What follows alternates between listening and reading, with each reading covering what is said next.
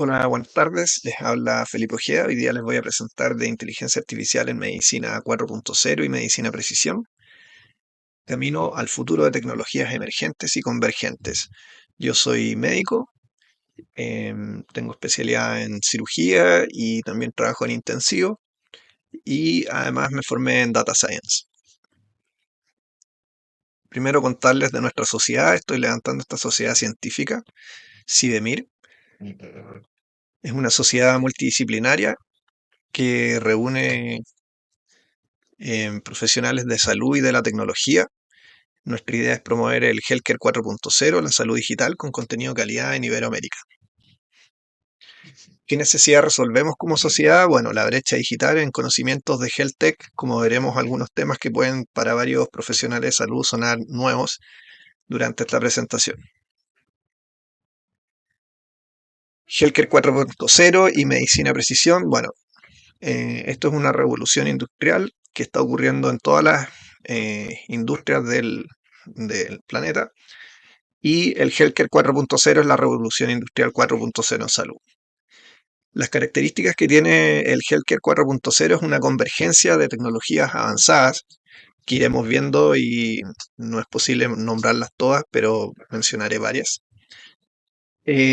Los datos se vuelven muy importantes y son el núcleo de la toma de decisión de los profesionales de salud. Además, en la medida que vayamos mejorando la interoperabilidad de los sistemas que tenemos de registro electrónicos, de fichas clínicas y exámenes, aumentaremos la conectividad también de los dispositivos con nuestras fichas clínicas y mejoraremos de esta manera un flujo continuo de información, además de los nanosensores que ya veremos.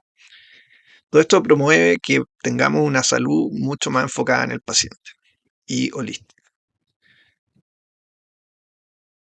¿Qué resolvemos con Healthcare 4.0 y la inteligencia artificial?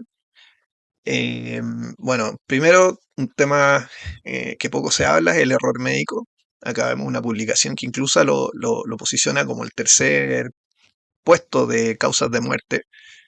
Lo que pasa que en el certificado de función no va a decir error médico como causa de muerte.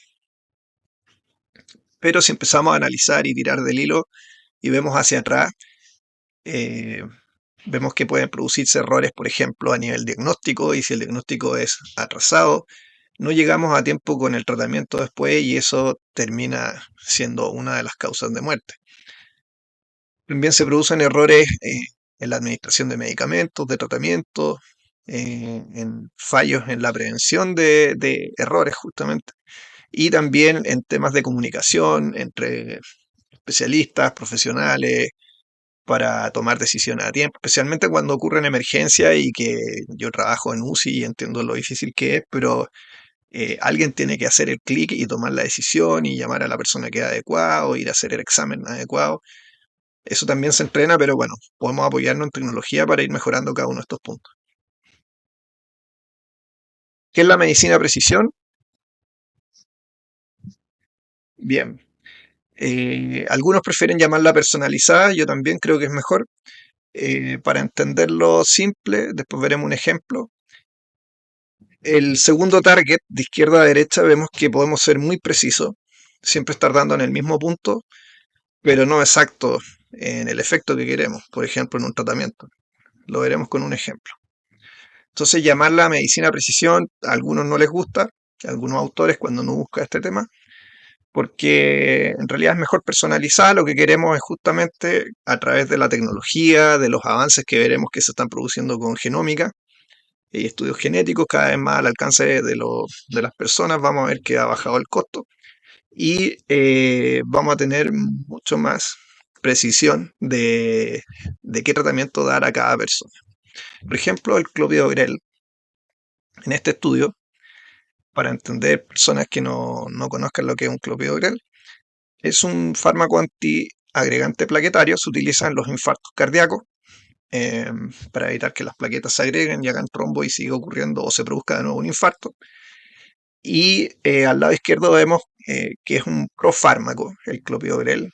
Se toma y después se metaboliza a nivel hepático y su metabolito activo para que actúe a nivel de las plaquetas y evite que se formen trombos y se tapan las arterias coronarias, Es el clopidogrel-tiol, el H4 que vemos abajo a la derecha. Y no todos los pacientes metabolizan al metabolito activo. ¿De qué depende? Bueno, incluso de su origen, pero hay un polimorfismo porque este metabolito pasa por un enzima que está a nivel hepático que se llama citocromo P450 y hay distintos alelos, en el fondo hay variantes del gen que produce el citocromo P450, en este caso la variante citocromo P2C19. Puede haber variantes en que hay pacientes que son metabolizadores pobres o muy lentos y esto puede llegar incluso a un 30% en algunas poblaciones. Y ahí lo que va a ocurrir es que le estamos dando clopidogrel en la práctica y no está funcionando. Eso puede pasar con muchos otros fármacos. Acá vemos que se comparan grupos de poblaciones, pacientes que eran de origen japonés, otros de origen europeo, y vemos que hay una gran diferencia en el efecto de que actúe el fármaco. Incluso hay interacciones. Actualmente vemos mucha polifarmacia, ocurre que los pacientes van a un especialista, le deja uno, incluso tres, cinco medicamentos, va a otro especialista y le deja otros tres, dos, uno. Vemos polifarmacia. Y el problema es que se producen interacciones, en este caso clopidogrel y un antidepresivo que se llama fluvoxamina, lleva a que la acción del antiagregante plaquetario no actúe. Entonces se vuelve muy difícil aprenderse todas las interacciones de todos los fármacos. Pero gracias a la medicina de precisión y a tecnología vamos a tener mucho más a la mano, espero en un futuro no muy lejano, la posibilidad de detectar todo este tipo de problemas y hacer una medicina más personalizada de acuerdo a cada paciente. Bueno, en este punto voy a mostrar un poco de salir un poco de la medicina y mostrar inteligencia artificial en qué estamos para tener una idea, porque para muchos esto es algo más nuevo. Primero, ¿por qué impacta tanto la inteligencia artificial en medicina? Hasta ahora nosotros usábamos herramientas y análisis que eran de carácter descriptivo y predictivo en los estudios de medicina, los estudios científicos. Pero aparece esta nueva tecnología para muchos y que trae lo que se llama la analítica prescriptiva. Y lo que hace es que una máquina, en este caso, en resumidas cuentas, toma una decisión o nos ayuda a tomar decisiones y lo hace mejor que el humano, lo cual es muy bueno para justamente disminuir la tasa de error médico. Bueno, esto no ocurrió que nació la inteligencia artificial en el 2020 cuando ChatGPT apareció. Tiene un desarrollo que viene desde los años 50. Hubo un invierno que fue donde aparece ahí en amarillo en los años 70. Y Jeffrey Hinton, una persona muy importante en la historia de la inteligencia artificial, se considera el padre de la IA. Él desarrolló un algoritmo que se llama backpropagation y logró impulsar y que marcó un hito sus investigaciones y sus desarrollos que pudiéramos llegar a lo que estamos viendo ahora. ¿Qué ha pasado en medicina? Cada vez vamos a ir viendo más aplicaciones de algoritmos. Acá vemos una lista y el número de publicaciones científicas médicas que están utilizando inteligencia artificial. Veremos varios ejemplos en esta presentación. El 2020 ya la FDA tenía aprobado 29 algoritmos para uso en medicina. Y vemos que son en distintas especialidades.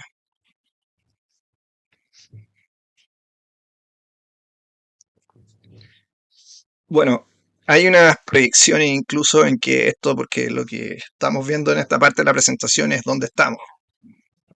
Hay algunos que incluso aventuran como Ray Kurzweil, que es un autor, eh, un- una persona algo polémica porque él fue de los que empezó a hablar, no es el que lo creó este término de la singularidad, pero él empezó a hablar y tiene un libro que se llama La singularidad está cerca. De hecho, tiene dos libros. Está más cerca, dice ahora. En la que hace predicciones como esta, que es cercano al 2045, antes era más lejana, lo coloca cada vez más cercano. La inteligencia artificial van a alcanzar la inteligencia humana. Eso da para toda una representación. Hay gente que apoya, otros que dicen que no, que son del área, obviamente. Eh, yo digo que no, que lo que va a ocurrir es que va a alcanzar en nuestras capacidades, obviamente, pero alguien que tiene conciencia y eso, esto se ha transformado como en una religión, en que tú crees o no, pero si no crees, eh, al final es un tema, un dogma. ¿Crees o no? Eres agnóstico. Bueno, puedes decir, no, yo no creo. Otra cosa es que si va a reemplazar funciones que realizamos y tendremos que tomar otras funciones como ocurrió con todas las tecnologías. Pero para no enfrascarnos en esto, sí es importante lo que les voy a mostrar en que hay un gran potencial de lo que hace esto. En otras presentaciones que tengo por ahí, eh, explico cómo funciona la inteligencia artificial y la palabra más simple, la manera más fácil de entender son los algoritmos y los algoritmos son funciones matemáticas, ¿ya? Pero no hay detrás una conciencia, no sorprende por cómo actúa, pareciera que fuera una persona. Pero al menos ahora la inteligencia artificial que tenemos, que hacen cosas increíbles, son funciones matemáticas utilizando estadística avanzada, incluso a veces ni tan avanzada, y es eso, pero no hay una persona atrás razonando. Sobre el tema de dónde vamos y dónde estamos, es importante considerar la ley de Moore. Cada 2 años, decía la ley de Moore, vamos a ir aumentando al doble la potencia de cómputo y de velocidad de cómputo. Y además vamos a ir bajando el precio con el que hacemos esta computación. El problema es que eso tiene un límite físico, porque ya como vemos acá estamos en la etapa del 2017 al 2026, en que en teoría esto para algunos se acaba, esta capacidad de aumentar la potencia, que en el caso de la inteligencia artificial es muy necesaria para seguir haciendo crecer esto. Eh, ¿Por qué estamos en esta etapa de estancamiento, en teoría, en que algunos dicen que esto se acaba como posibilidad de potenciar más? Porque lo que va ocurriendo es que cada vez se van miniaturizando los componentes, los semiconductores, y estamos en la etapa nanoescala, nanómetro. O sea, ya producir algo más pequeño se vuelve casi imposible o muy costoso. Entonces, una posibilidad es la computación cuántica y la neuromórfica. Esto ya, hoy día yo les voy a hablar de computación neuromórfica porque hay lo que yo veo aplicaciones clínicas que ya se están haciendo y creo que es importante saber hacia dónde va. Pero iremos conversando un poco los temas. La ley de Moore, en que algunos predecían que se acaba el 2020, bueno, habían distintas predicciones, pero yo creo que esto va a seguir el poder de cómputo creciendo gracias a estas soluciones que son la computación neuromórfica y la computación cuántica. Esto es una sociedad electrónica bien importante que ellos plantean que había que replantearse la forma en que se estaban construyendo los computadores y se hacía la computación, incluso la interfase. Así apareció la computación neuromórfica, en un resumen rápido. Para entender la computación neuromórfica, tenemos que entender cómo funciona la computación clásica, que fue la que planteó inicialmente como arquitectura von Neumann, en la que él planteaba que había que tener una memoria, por un lado, y una unidad de procesamiento, es como funcionan prácticamente todos los computadores que todos tienen, y se conectan enviando información, que son bits, y que en la práctica son electrones que circulan de un lado a otro. Pero esto lleva a que se forme un cuello de botella, que se llama de von Neumann, en el que se produce una limitación. Aquí además se genera, llamémoslo así, fricción, mucha energía y hay mucho gasto. Incluso se está transformando en un problema para la inteligencia artificial por todo lo que está consumiendo ahora de energía. Entonces, si hacemos una comparación entre el cerebro humano y un supercomputador, el computador más potente del mundo, que ya les voy a mostrar una imagen, es Frontier. Pero aquí, al hacer esta comparación, que fue lo que se fueron planteando los científicos, eh, vieron que el gasto de energía en los humanos era mucho más eficiente. Nosotros funcionamos con 10, 20 watts mientras que el Frontier funciona con 40 megawatts. Hay algo en lo que aún todavía le ganamos a las supercomputadoras. Entonces se planteó que esto había que solucionarlo, se juntaron los neurocientíficos, se juntaron con los ingenieros electrónicos, de computación, etcétera, y se dieron cuenta que el cerebro humano era mucho más eficiente, gastaba menos energía, disipaba menos calor, funcionamos entre 36 y 38 grados Celsius, y también a nivel funcional ocurría que tanto la memoria como la unidad de procesamiento estaban integrados, no habían cosas separadas, sino que todo ocurría en la misma neurona. Y a partir de esto se dieron cuenta que las neuronas funcionaban con una espiga que se gatilla, un periodo de latencia, bueno, y empezaron a ver que esto se asimilaba a conceptos que habían de electrónica. Y así nacieron los memristor, ¿ya? Que es la fase de activación, y empezaron a desarrollar la computación neuromórfica. Acá vemos un esquema en el que vemos que hay una entrada de datos y una salida de datos, y que hay una red neurológica que en este caso no es software, no son algoritmos de inteligencia artificial, tienen un símil, pero se comportan, estamos hablando de hardware acá. Esto es un chip, ya vamos a ver uno físicamente. La importancia de esto que les cuento es porque ya se están haciendo aplicaciones a nivel médico y creo que hacia allá va la medicina y vamos a ver unas cosas que son casi de película ciencia ficción en muy corto tiempo. Primero, bueno, Intel es uno de los importantes exponentes de esta nueva tecnología, que esto va a darle un impulso a la inteligencia artificial. Este tipo de chip neuromórficos se caracterizan porque son muy adecuados para aplicaciones de clasificación. Y en medicina tenemos muchos problemas que son de clasificación. Está enfermo, no está enfermo, es cáncer, no es cáncer, etcétera. Clasificación. Y estos chips funcionan muy bien para ese tipo de situaciones.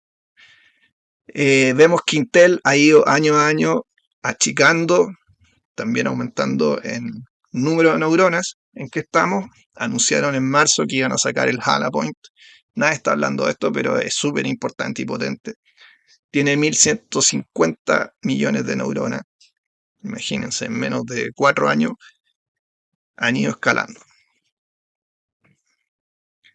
Con todos estos conceptos nuevos, eh, quiero tocar esta ley, que es la ley de Martek, en que las tecnologías cambian y crecen de manera exponencial, rápidamente exponencial, mientras que las personas y las instituciones, no importa que sean de salud, tienden a crecer o cambiar de manera logarítmicamente lento.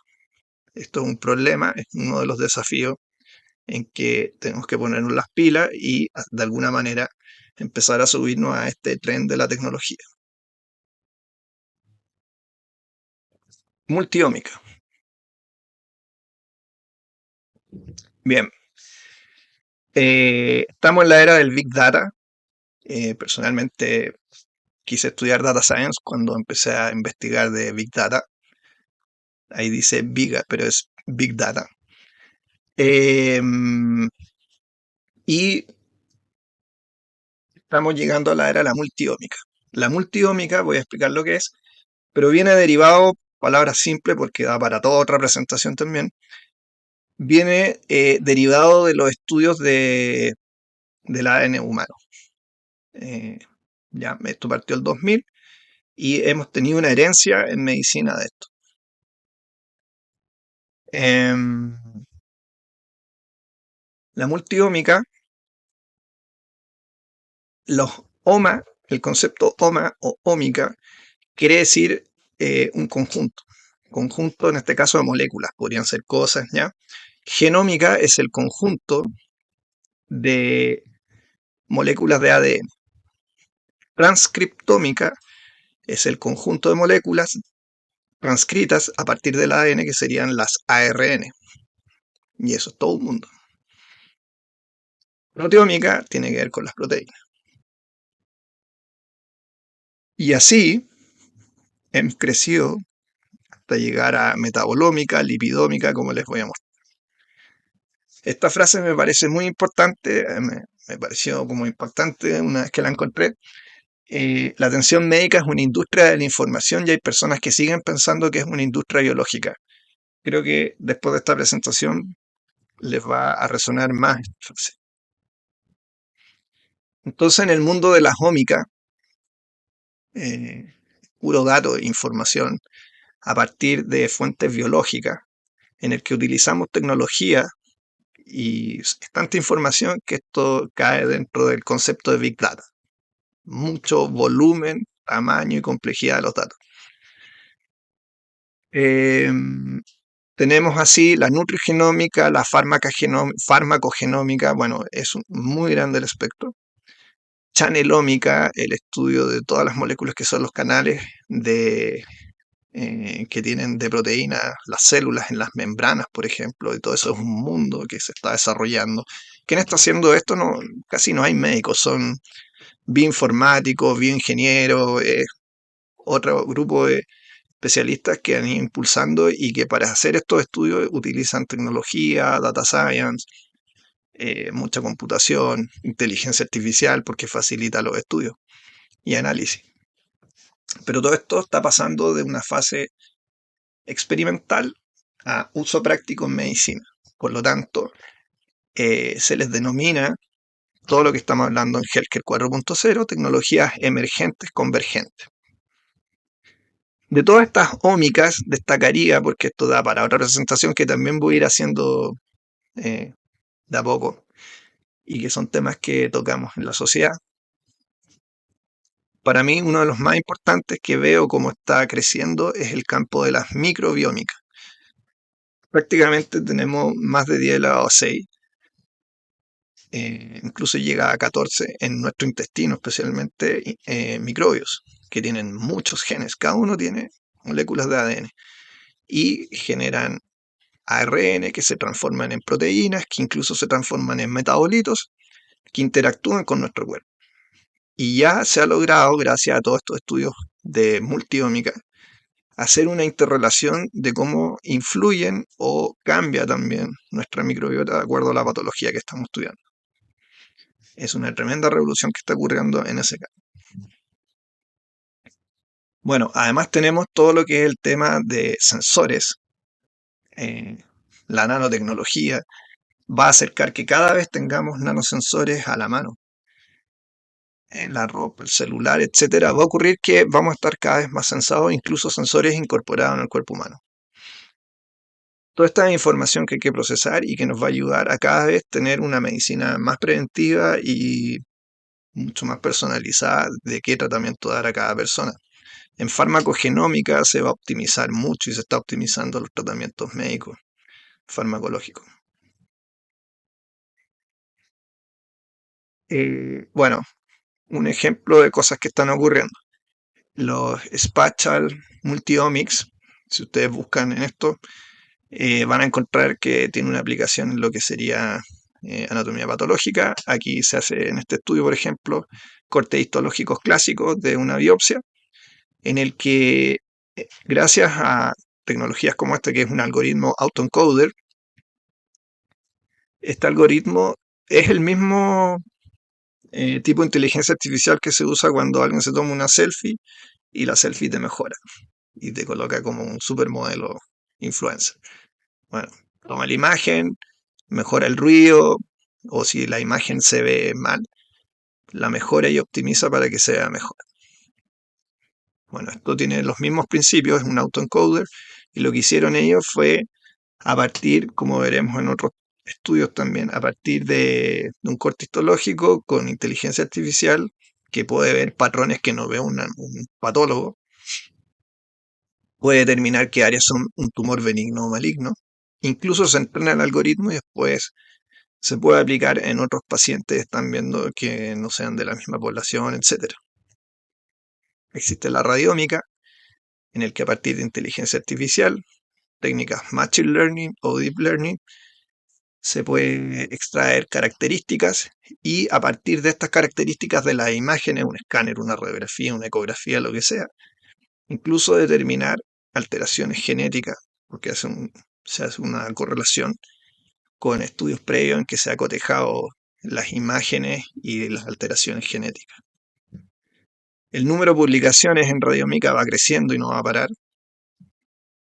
Y ahora veremos aplicaciones médicas, porque esas ya eran unas, pero en el tema de la multiómica, y ahora iremos a aplicaciones distintas. Bueno, en la pandemia hubo un boom con el tema del COVID. Se necesitaba ayuda, asistencia, porque el número de radiólogos no era suficiente para mirar tantas radiografías y se empezaron a hacer este tipo de soluciones.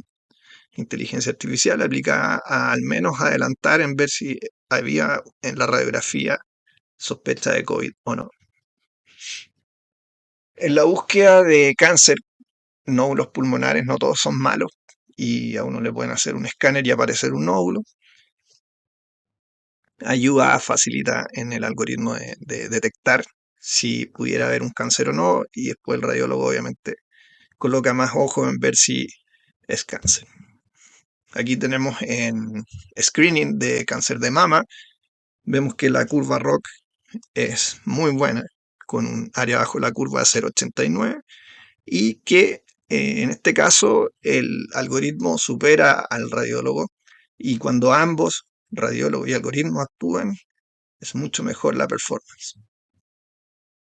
Cosas curiosas que hace inteligencia artificial: se aplica para fondos de ojo y se puede estimar el sexo de una persona.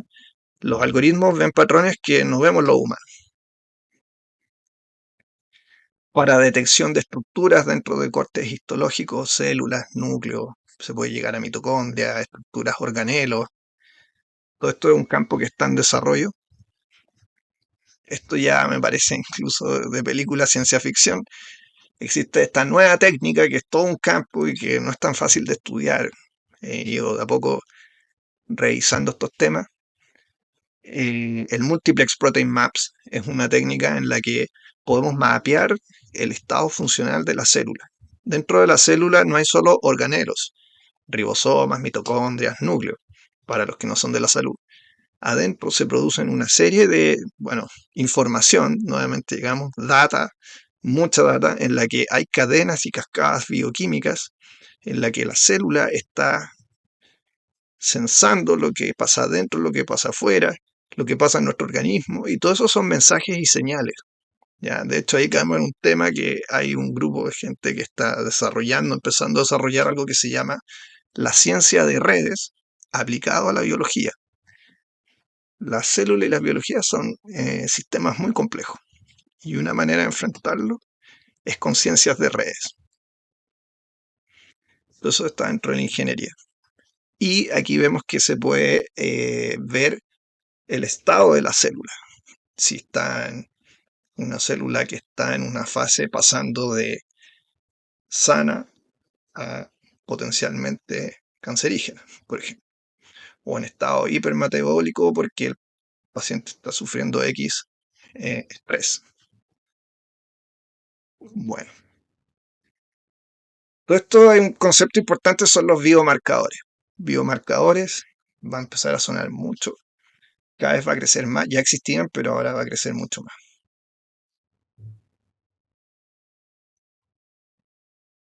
Bueno, más cosas.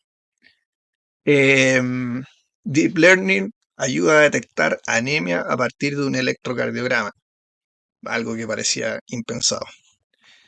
Y esto es mucho más impensado. En este estudio, con 24 horas de anticipación, pueden predecir que va a ocurrir un paro cardiorrespiratorio en un paciente que está hospitalizado. En el paciente hospitalizado, electro, y el algoritmo puede predecir con 24 horas de adelanto que va a ocurrir un paro cardiorrespiratorio. Deberíamos pasar visita con este tipo de algoritmos. Si vamos a sacar un paciente, yo trabajo en UCI y en UTI intermedio, y a veces decimos, no, este paciente tiene que salir. Bueno, aquí al menos evaluemos qué está pasando, por qué está diciendo esto la inteligencia artificial. Creo que es un tremendo beneficio, porque actualmente todos hablan en YouTube, en la radio, etcétera, los maleficios, como que esto nos va a comer, y yo veo puros beneficios. Eh, bueno, aquí están las curvas ROC, esta diapositiva para mostrarles que hay distintos algoritmos. Los algoritmos ensamblados funcionan mejor, Y lo que les quiero transmitir al final es que hay que cada vez vamos a ir escuchando más estos temas, hay que ir incorporando cómo funcionan estas tecnologías. No es necesario aprender a programar, pero al menos tener nociones de cómo funcionan y para qué se aplican. Inteligencia artificial estima la edad y el sexo a partir de un electrocardiograma. Puede estimar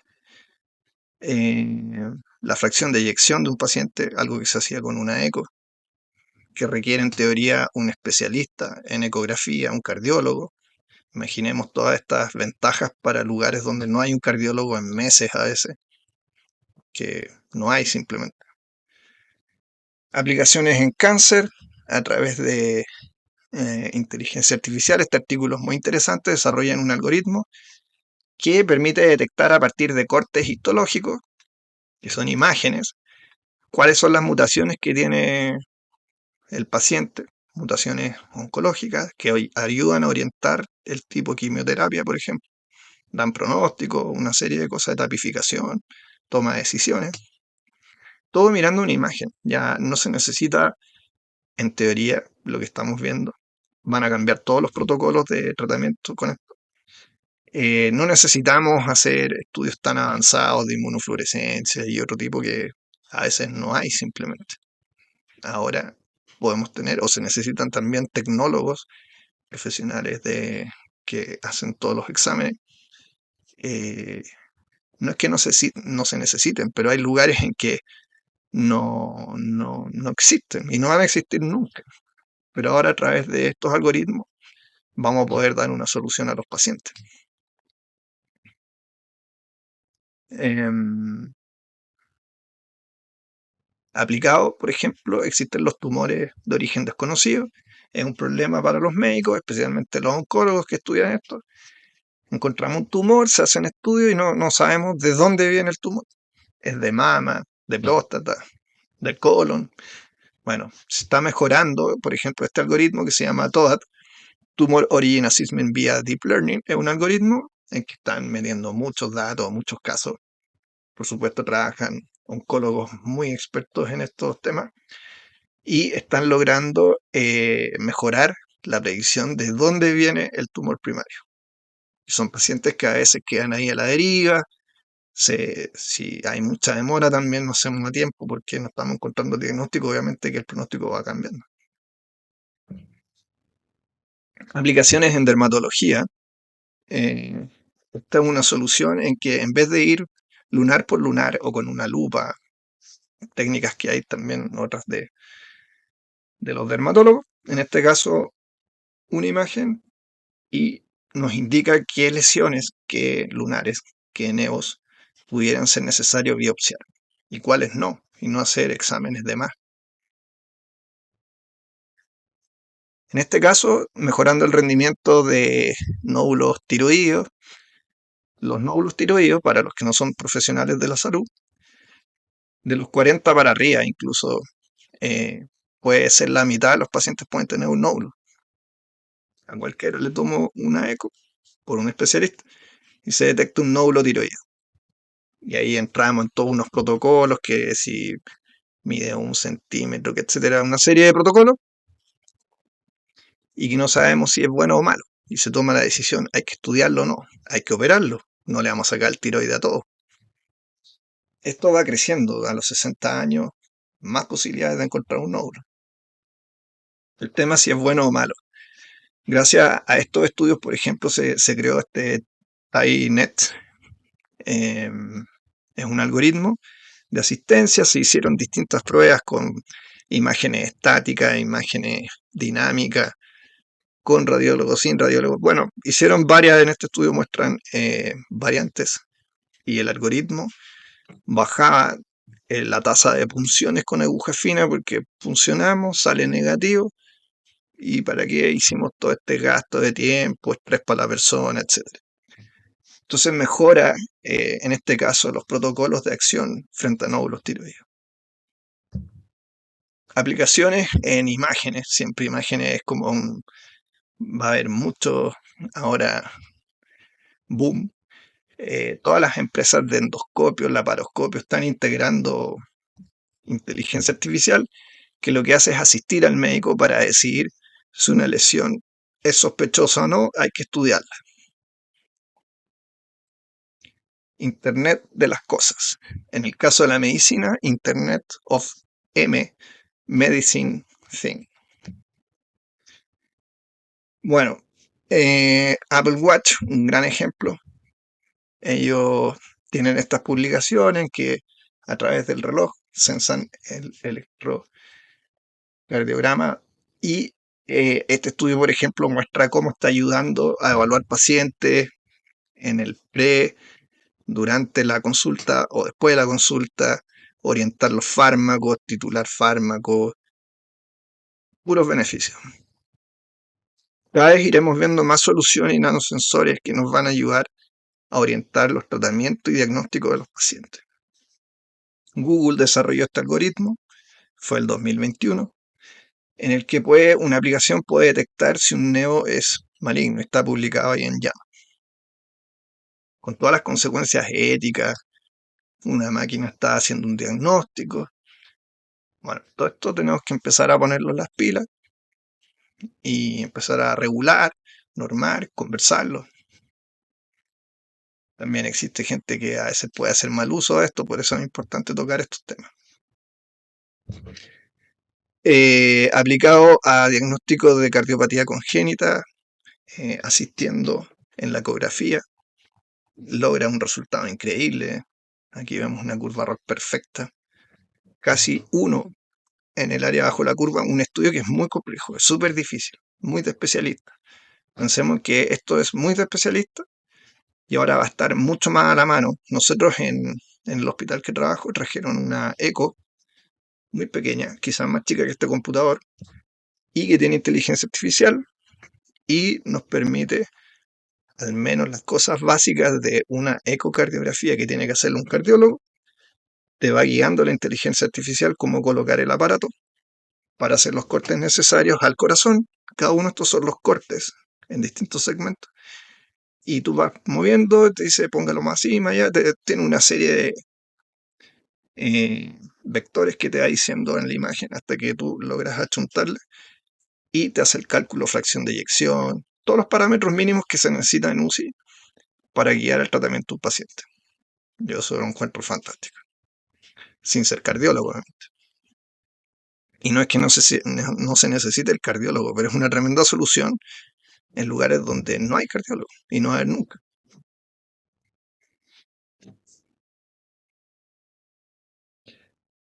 Neurotech, al principio pensé que quizás los podía cansar, pero quiero mostrarles todo esto porque, bueno, a mí me apasiona.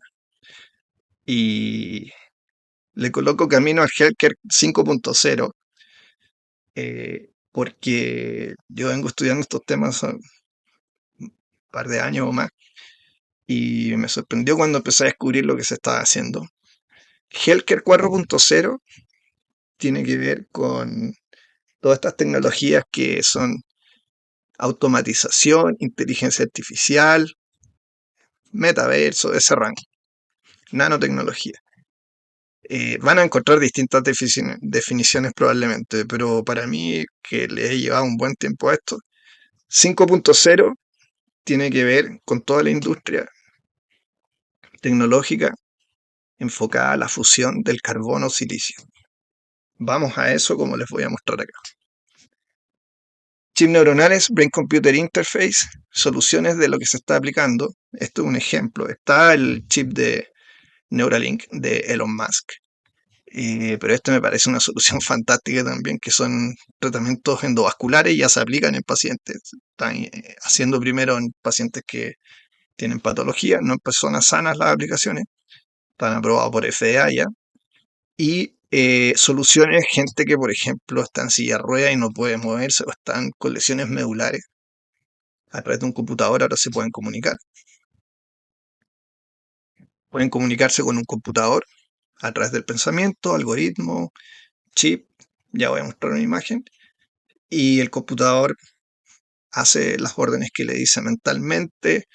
Hay varias maneras de instrucciones, a través de los músculos, a través de la vista, Eh, bueno, hay varias técnicas que se están desarrollando. En este caso, una persona logra escribir y en teoría no puede mover su cuerpo hacia abajo. Cuando digo escribir es porque redacta, va avanzando y va escribiendo casi como si estuviera escribiendo a mano, pero en un computador, por una señal que se transmite, incluso vía Wi-Fi, pues no es necesario estar conectado al computador. Cosa ya muy de ciencia ficción. Este paper y hay otros más en que se utilizó este tipo de algoritmos. Somos modelos que permiten capturar la señal de una resonancia magnética funcional. El paciente está pensando una imagen y sin decirlo, obviamente, verbalmente, y lo detecta.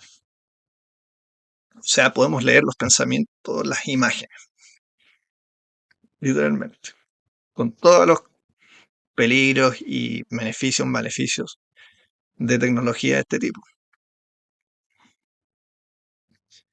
¿Cómo? Bueno, computación neuromórfica. Les hablé un poco de eso porque la cosa va para allá. Estos son estudios que se están haciendo.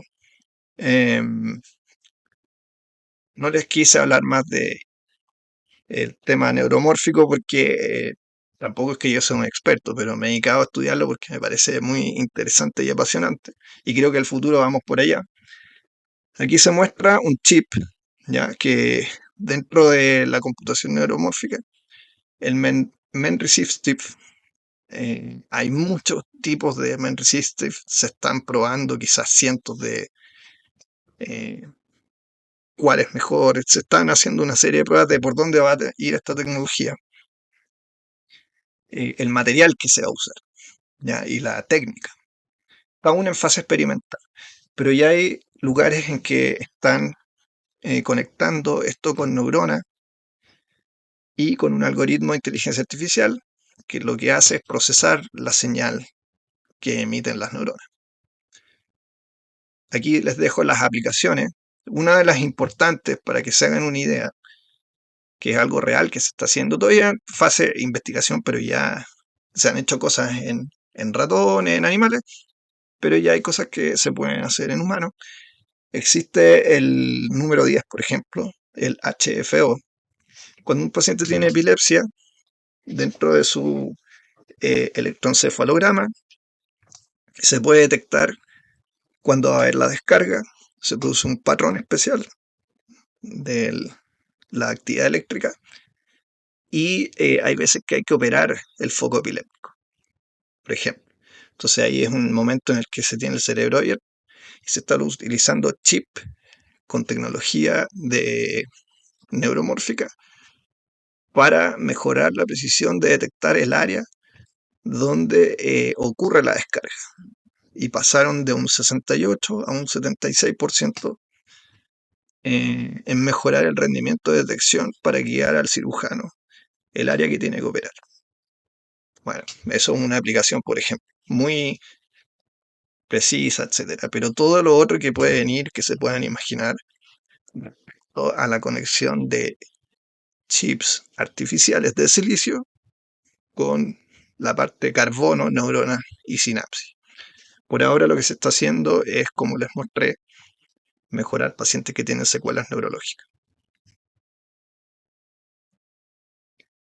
Bueno, volviendo a el padre Jeffrey Hinton, él dice, Deep Learning is going to be able to do everything. No sé si todo, pero una gran mayoría. Esto no es magia tampoco, no es tan, pongamos, una inteligencia artificial y ya. Detrás hay toda una estructura, ingenieros, arquitectos de la nube, arquitectos del dato. No es tan simple. Además, está todas las implicancias éticas. Bueno, ya vamos a tocar ese tema. Por ejemplo, esto es un problema. Estuve en un estudio en el que tomaban imágenes del COVID en la pandemia y las imágenes, un hospital tenía un tipo de aparato para tomar el rayo, otro tenía otro tipo de aparato. Esto para un analítico del dato, en este caso de imágenes, un data science, no es tan simple, que vienen con una calidad, estos otros vienen con otra calidad y se forma algo que son los Frankenstein datasets, múltiples orígenes. Además, ocurría que los pasaban a través de un celular. Por el WhatsApp enviaban la imagen, se lo metían a la inteligencia artificial y arrojaba un reporte. Entonces la inteligencia artificial eh, le metes basura, sale basura. Entonces no es tan así como tomar un microondas y empezamos a usarlo, ¿ya? Y se puede producir este problema. Un conjunto de datos poco convencional y con muchos otros retos que ocurren de cómo manejarlo y que al final se transforma en que es un desastre y por supuesto que no logramos el resultado que queremos. Bueno, por suerte ya el 2020, quizás incluso tarde, porque ya vimos que vienen de los años 50 esto. También en medicina ocurre que la aplicación de todas estas tecnologías vamos atrasados respecto a otras industrias que no son de la salud. Pero bueno, ya al menos se está haciendo esta guía sobre cómo desarrollar clinical trials con inteligencia artificial. Esta otra guía sobre los principios de inteligencia artificial aplicado en medicina. Bueno, aquí yo quiero hacer mi aporte. Yo cuando empecé a estudiar el data science, entré a la carrera del 2022, me di cuenta que esta cosa era, porque además de lo que me pasaba en la universidad, empecé a estudiar en medicina. Y bueno, fui uno de los early adopters de ChatGPT y creé estas leyes, me pareció importante y jugando con ChatGPT. Yo tengo un libro escrito, lamentablemente nunca he publicado, entonces estoy en la fase de cómo se hace eso. Pero espero luego tener mi libro y dentro de eso, en el capítulo de robótica, yo soy un fanático Asimov de chico. Eh, Mi aporte es esta a la medicina con el tema de las 10 leyes que me pareció interesante que podían ayudar con todo esto que viene. En la 10ª ley, considerar lo que es los principios éticos en la fusión del carbono-silicio. A veces es una pena que también escucho hartas conferencias de, no solo en esto, gente también son más jóvenes. Yo tengo 47, 46 años. Pero algunos jóvenes como diciendo, estamos haciendo esto y esto otro y como manipulando genes, haciendo cosas y casi como un juego también. Y creo que hay que tomárselo un poco más serio porque las consecuencias que tienen todo esto.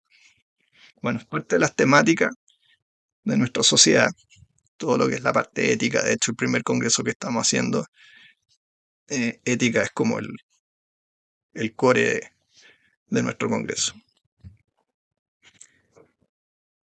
Esta frase de Antonio Dileva, las máquinas eh, no van a reemplazar a los médicos, pero médicos que usan inteligencia artificial sí. Les dejo este, eh, no es un artículo, es como una guía, un review sobre cómo va a impactar todas las nuevas tecnologías en la fuerza laboral de la medicina. Es súper bueno, es gratis, ahí está la referencia. Creo que vale la pena leer. Estos cambios, para mí me impresiona. Yo primero creí que iban a ocurrir en 50 años y ahora lo que estoy viendo es que va muy rápido. Este gráfico está en ese paper, muestra cómo hay un input de toda la información de los pacientes. Ya no vamos a estar solo enfocados en me duele la guata, el abdomen y comí no sé qué cosa.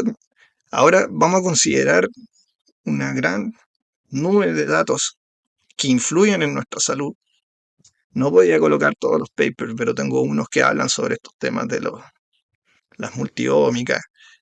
Y todo esto va a pasar por inteligencia artificial, tecnología que va a procesar nuestros datos y nos va a arrojar un output con una guía de nuestra salud virtual, con el estado y qué podemos y no podemos hacer y de manera más encima personalizada. Suena muy lejano, casi fantástico, propaganda política, pero yo creo que vamos para allá. Hay países que quizás no la van a tener, eso es el otro tema. O centros de salud y personas. Por eso parte de las leyes, hablo también de la equidad, de tratar de que le llegue a todas las personas estas posibilidades. Por último, los invito a conocer Hippocratic AI en conjunto con NVIDIA. Ellos desarrollan chatbots y tienen estos asistentes con todas esas soluciones en nutrición, farmacología. Algunos cuando se los muestran dicen, pero nos van a reemplazar. Y yo digo, no, yo lo veo de otra manera. Yo veo que fantástico que cuando tú vas al doctor, con suerte te atienden en 10 15 minutos, porque tienen que atender mucha gente. Y estos asistentes virtuales hacen toda la otra pega de ayudarte, todo el trabajo, que en Chile decimos pega, todo el trabajo de las dudas, porque en 15 minutos tú no alcanzas a preguntarle todo y algo se te queda. Bueno, estos asistentes virtuales te ayudan a, por ejemplo, solucionar eso. ¿Cuál era la dosis? ¿O por qué? ¿O confirmar? Etcétera. En la página web muestran los asistentes virtuales que ellos ofrecen y cómo están funcionando. No son médicos, no son profesionales de salud, lo que hacen es ayudar en la asistencia en el pre y el post de la atención, por ejemplo. Bueno, los invito a conocer nuestra sociedad, está en nuestra página web. El congreso del 20 de noviembre, las temáticas que tocamos. También aquí ya un poco más específico, ha ido llegando algunos speakers que hablan otros temas. Si alguien quiere ser speaker, puede hacer su propuesta. Buscamos sponsor también, obviamente esto funciona con sponsor. Em, el congreso es pagado, ya. Por ahora está a un costo un poquito más bajo de lo que va a subir después, pero durante el año nuestra idea es ir haciendo jornadas. Esta sociedad está partiendo recién, así que, pero nuestra meta es todos los meses ir haciendo jornadas como mini congreso online que no van a ser pagadas. La idea es que sponsors puedan financiarlas sobre distintos temas que no alcance a tocar acá y tampoco en el congreso no caben. Así que espero que no los haya abrumado. Fue un poco extenso, pero me parece importante todos estos temas. Algunas cosas van a venir, otras ya están ocurriendo.